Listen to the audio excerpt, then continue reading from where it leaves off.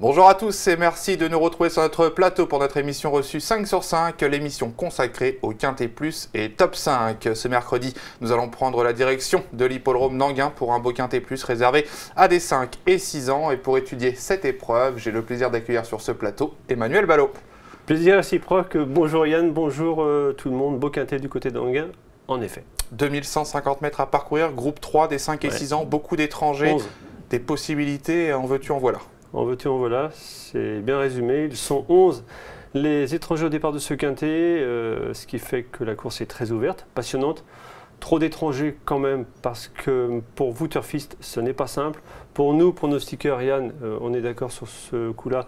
Ça fait que ça rend la course très compliquée à étudier. On est là pour vous aider, on a des interviews, on a des vidéos, on a des informations. Mais je pense qu'il serait bon à l'avenir de limiter le nombre d'étrangers à pas plus que 50% du peloton. 11 sur 16, ça fait beaucoup. C'est compliqué pour vous. Certains en plus débutent sur notre sol, donc c'est pas facile de faire les lignes. Emmanuel, on va quand même écouter votre sélection de 8 chevaux. On y va, avec en tête un Danois, le numéro 2, Tano Bork, devant le 11, Diamond, le 5, As Doré, le 3, Roxanne Barr, le 13, Cash Gamble, le 7, Amidandi, le 4, Agora, hélas, Bluegrass. On évoque votre favori, le numéro 2, c'est Tano Bork, cheval qui n'est pas cité par tout le monde dans la presse, qui nous vient de Danemark avec une belle musique. On l'a vu briller essentiellement au trot monté ces derniers temps, mais c'est un cheval qui à l'attelage a également de belles perfs à faire valoir. C'est bien résumé, c'est un gros coup de poker. Je reviens 3 ans en arrière, c'est long, surtout dans les courses, surtout au trot. Mais il y a 3 ans, il battait Tumble Dust à plat de couture. Tumble Dust, l'année d'après, gagné en France le Critérium Continental avant de disputer le Prix d'Amérique. Moi, ce qui m'a bien plu en revisionnant plusieurs vidéos à l'attelé, c'est qu'il gagnait brillamment ce jour-là, mais aussi l'année d'après. C'est un trotteur qui n'a besoin de personne, qui peut enrouler de loin. Et je suis allé voir ses dernières courses aux montées, notamment en Allemagne. Il gagnait vraiment très facilement, certes dans des petits lots, mais avec le style, l'art et la manière, le chrono. Moi, c'est un coup de poker parce que je me dis, il a la vitesse, il a besoin de personne, il a 2. Pierro Vercuis se sert très très bien des trotteurs étrangers. Qu'il découvre en plus. Quand il les découvre, il s'en sort très bien. Pierrot, il s'en sert limite mieux que quand il les connaît bien. C'est un paradoxe, mais voilà, c'est un gros coup de poker. Je pense que ne prenez pas forcément ce Tano Bork en base de jeu, mais amusez-vous avec, comme un gros coup de poker à la gagne en jeu simple par exemple. Et pour les 5-5 et quintet, mettez-le dans certaines bases ou champ réduit. Faites-en ce que vous voulez. J'ai pris le coup de poker. Je pense que sur ce que j'ai vu via certaines vidéos, ce sera tout ou rien. Ça marche. Vous lui opposez un autre concurrent étranger, entraîné par le redoutable Paul Agort. C'est le numéro 11, Diamond, qu'on a déjà eu l'occasion de voir briller sur notre sol. Et il n'y a pas si longtemps que ça sur ce parcours dans un bon chrono. Et c'était vraiment brillant. 1-12 sur ce parcours, il n'était que déféré des postérieurs. Depuis, on l'a vu pieds nus à Volvega battre la bonne Zenyatta, qui a beaucoup de vitesse. Il est déféré des 4, donc quand on trotte 12 déférés de postérieurs, théoriquement, il peut marcher moins de 12. C'est largement suffisant pour lutter pour la victoire. Mathieu Abrivard le connaît désormais bien. Il s'élance en seconde ligne, mais comme lors de son succès à Enghien, le coup d'avant à Vincennes, c'était bien. Moi, il me plaît beaucoup. Je pense que c'est la base la plus sûre pour terminer dans les, on va dire, 4 premiers. Ça marche. Et pour compléter vos propos, on va écouter Mathieu Abrivard qui, vous l'avez dit, commence à bien connaître ce Diamond et l'apprécie surtout.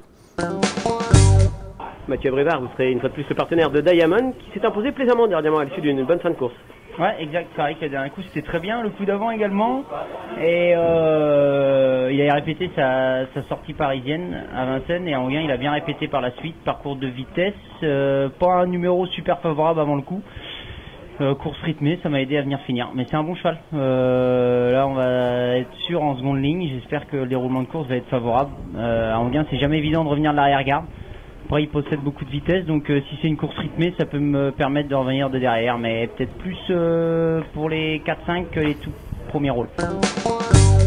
4-5e place, une chose est sûre, du rythme, il risque d'y en avoir dans cette épreuve avec des chevaux qui aiment bien aller devant et aller vite. Je ne suis pas d'accord avec Mathieu quand il dit c'est pas facile à Enghien de revenir de l'arrière-garde. Quand il y a du rythme, si.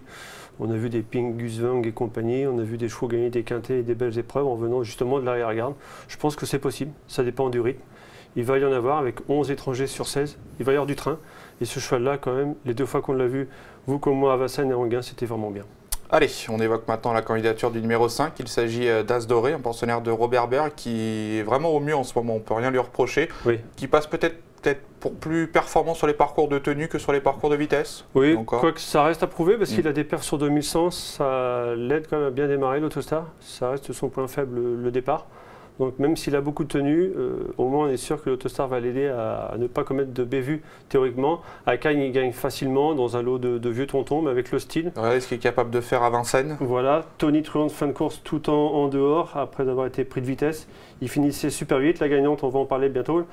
L'impression visuelle est bonne, la ligne est bonne, le cheval est vraiment très bien. Il me paraît plus maniable qu'il n'a été par le passé. On est obligé, il a quoi? Il a le 5.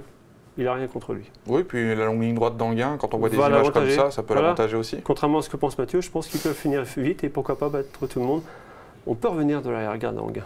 Ça marche. On va maintenant évoquer la candidature de Roxane Barr qui portera ici le numéro 3. On l'a vu sur les images s'imposer sur cette piste de Vincennes.